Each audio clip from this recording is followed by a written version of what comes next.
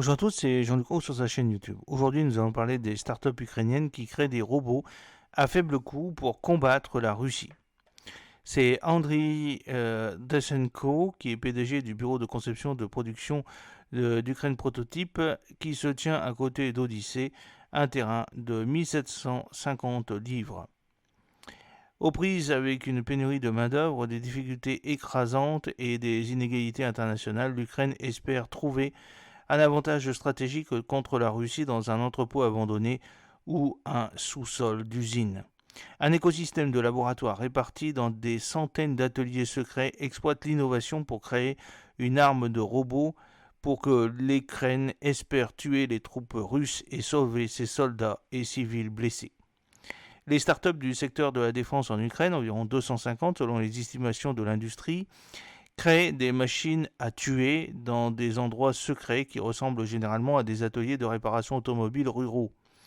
Les employés d'une start-up dirigée par l'entrepreneur Andriy Desenko peuvent créer un véhicule terrestre sans pilote appelé l'Odyssée en 4 jours dans un hangar d'entreprise. Sa caractéristique la plus importante est le prix, 35 000 $, soit environ 10% du coût d'un modèle importé. Desenko a demandé à l'Associated Press de ne pas publier les détails de la localisation afin de protéger l'infrastructure et la population. Le chantier est cloisonné en petites salles de soudure et de carrosserie. Cela comprend la fabrication de plateformes de chargement en fibre de verre, peindre les véhicules au verre pistolet et installer l'électronique de base, les moteurs alimentés par batterie, les caméras disponibles dans le commerce et les capteurs thermiques. L'armée évalue des dizaines de nouveaux véhicules aériens, terrestres et marins sans pilote produits par la start-up sans fioriture. Les méthodes de production de ces véhicules sont très éloignées de celles des géants de la défense occidentaux. Une quatrième branche de l'armée ukrainienne, les forces des systèmes sans pilote, a rejoint l'armée, la marine et l'armée de l'air également. Les ingénieurs s'inspirent d'articles parus dans les magazines de défense ou de vidéos en ligne pour réaliser des plateformes à prix cassé. Des armes ou des composants intelligents peuvent être ajoutés ultérieurement. Nous combattons un pays immense et ses ressources n'ont aucune limite. Nous comprenons que pour nous ne pouvons pas dépenser beaucoup de vies humaines, a déclaré Desenko, qui dirige la start-up de défense Prototype. La guerre, c'est des mathématiques. L'un de ces drones, l'Odyssée, est de taille d'une voiture, a tourné sur son axe et a soulevé de la poussière alors qu'il avançait dans un champ de maïs, dans le nord du pays, le mois dernier. Le prototype de 1750 livres qui ressemble à un petit char sans tourelle avec ses roues sur chenilles peut transporter jusqu'à 18,5 livres. Sur des maïs avec une seule charge d'une batterie de la taille d'une petite glacière à bière. Le prototype fait office de plateforme de sauvetage et de ravitaillement, mais peut être modifié pour transporter un poids lourd télécommandé. Des mitrailleuses ou des charges de déminage à la fronde. Des escouades de robots deviendront des appareils logistiques, des dépanneuses, des poseurs de mines et des démineurs ainsi que des moyens autodestructeurs.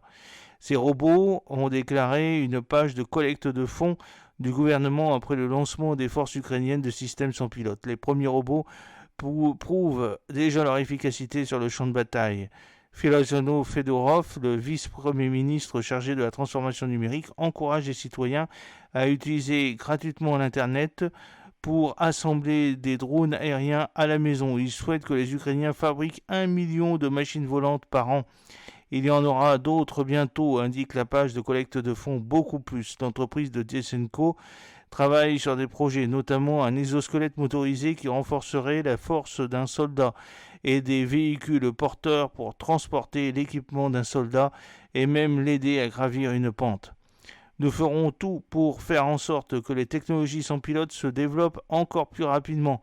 Les meurtriers russes utilisent leurs soldats comme chair à canon, tandis que nous perdons nos meilleurs éléments, a écrit Fedorov dans un article en ligne.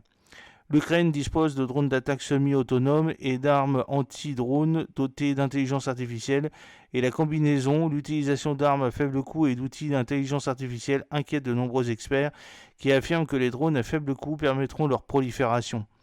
Les leaders technologiques craignent que l'utilisation de drones et l'intelligence artificielle dans les armes ne réduisent les obstacles au meurtre et à la mort.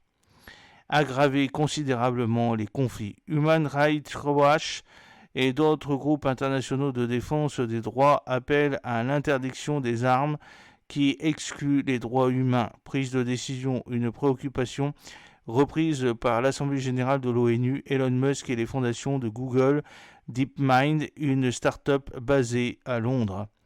Des drones moins chers permettront leur prolifération, a déclaré Toby Weish, qui est professeur d'intelligence artificielle à l'université de la Nouvelle-Galles du Sud à Sydney, en Australie. Alors, leur autonomie ne fera probablement qu'augmenter. J'espère que cette petite vidéo vous a plu. N'oubliez pas de cliquer sur le pouce pour la promouvoir, de vous abonner si ce n'est pas encore fait et de partager cette vidéo sur vos réseaux sociaux. A très bientôt. Fidèlement, Jean-Luc O.